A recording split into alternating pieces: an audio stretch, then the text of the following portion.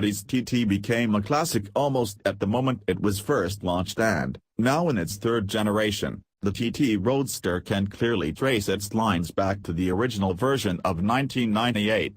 That was legitimately shocking at the time, a Bauhaus rocket ship that instantly left rivals looking flabby, saggy, limpid, or all three. Car design has moved on since then, and outlandish style is less uncommon. Meanwhile, Audi's own aesthetic has matured too, and so the 2016 TT is a more sober affair. There's a solidity to its stance, wheels pushed out to the corners and the imposing trapezoidal grille gaping all the clearer now that the four-ring logo has shifted up to the hood. It's a handsome car, certainly, though some have suggested it might be a little too sensible in a field of happy cabrios.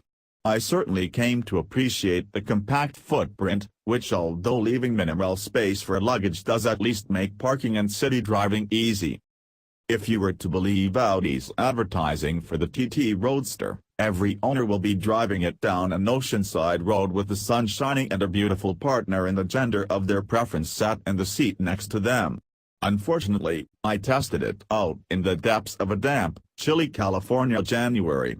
A convertible in winter might seem pointless to some, but Audi does its level best to make the TT Roadster as hood-down hopeful as it can. For a start, it's fast, around 10 seconds to go up or down, and you can operate it while driving at low speeds, too. The S Sport Seat Package, a $1,600 option, throws in better leather and fancier stitching, but more importantly it adds neck-level vents. They kiss your collarbones with warm air like an invisible scarf. The result is that, even when the weather was doing its best to leave me cold, by San Francisco standards, at least, and moist, I was still inclined to drop the top all the same. If conditions really aren't playing ball, the fabric hood has minimal compromises. You lose the TT Coupe's rear seats, which since they're vestigial anyway shouldn't present much of a problem, and rear visibility isn't great, though Audi fits a reversing camera as standard. The multi-layer hood itself, though, is well insulated for both road noise and cabin temperature, and you could fairly easily forget that you're driving a convertible. There's another benefit to shedding the roof, mind, and that is the engine noise. Audi's 2.0-liter TFSI may only be a four-cylinder, but thanks to a peppy turbocharger it musters 220 horsepower and 258 pounds-to-foot of torque. European drivers are already getting to enjoy the TTS Roadster, which bumps those numbers up to 292 horsepower and 280 pounds-to-foot, but those of us in America can only get the TTS as a coupe. Still, it suits the TT Roadster well, with a perky rasp and an eager whir as the turbo gusts into action. The EPA economy figures are solid, too, at 23 miles per gallon city and 30 miles per gallon highway, for a total of 26 miles per gallon combined. Admittedly, with much of my driving eager but a few longer highway stretches, I came in at 23.8 miles per gallon. Now I know that, with my serious automotive reviewer hat on, I should be calling out for a manual transmission, but frankly the S-tronic dual clutch suits the TT Roadster well. My lingering concern with DCT boxes is the manufacturer's tendency to throw more ratios in there than is strictly necessary, but Audi has shown admirable restraint and the TT hits the Goldilocks number of just 6. Normally, the TT Roadster can be left to slip through them of its own accord, or you can slap the gearshift or the paddles to override that decision. Tug the shifter back, though, and you switch the transmission into S mode and things get a lot more aggressive, with the car holding lower gears, downshifting with greater eagerness, and, if you're liberal with the throttle, introducing some addictive little gas blips when those downshifts happen. It's a good pairing to dynamic mode in Audi's 4-stage drive select system, which also offers comfort, auto, and customizable individual settings for steering, throttle response, engine sound, and how the quattro all-wheel drive is tuned. The TT simply chews through corners. You point it in the right direction, flick the wheel, and emerge on the other side with a grin on your face and ready for the next bend. Yes, the steering could be a little more weighted at times and more communicative from the road, but the gearbox shifts fast, the grip is predictable and prodigious, and turbo lag seldom intrudes. Inside, it's fairly snug but everything feels of high quality.